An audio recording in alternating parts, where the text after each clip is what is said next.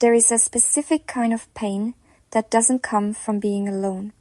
It comes from being in a relationship and still feeling emotionally alone.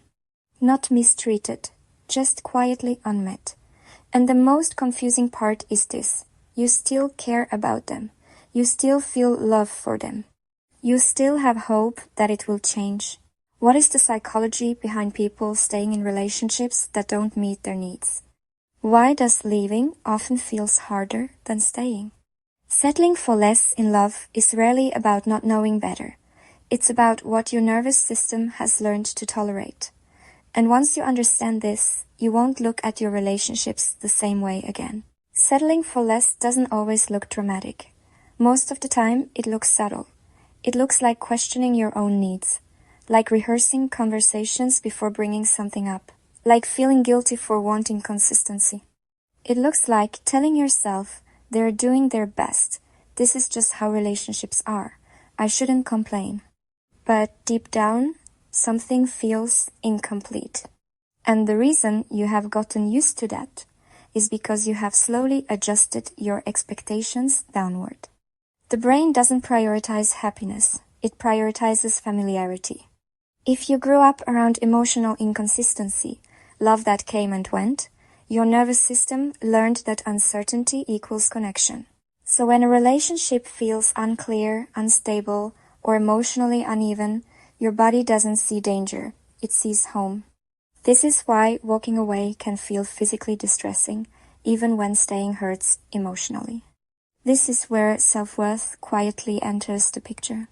Self-worth is not how confident you appear, it's how much emotional space you believe you're allowed to take. People with fragile self-worth don't think I deserve more. They think I should be grateful for this. They don't ask because asking feels risky.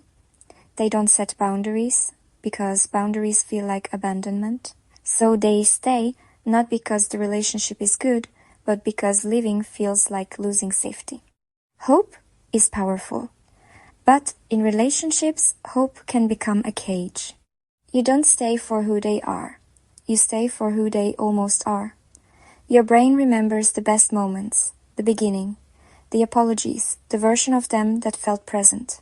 And every time they show up just enough, your attachment deepens.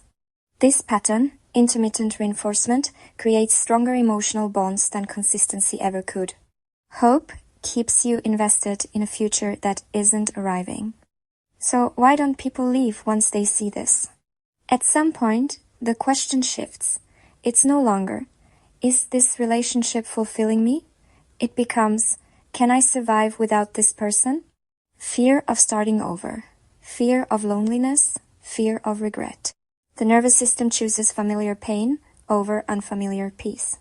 So people negotiate with themselves. They minimize needs, they lower expectations. Not because they lack strength, but because fear is louder than desire. The hardest moment is not realizing you're settling. The hardest moment is realizing you're choosing it. Because once you see the pattern, staying becomes a decision, not a misunderstanding. And that awareness creates grief for the time invested, for the future imagined, for the version of love you hoped would arrive. This is why many people stay longer than they should. Healing doesn't begin with leaving.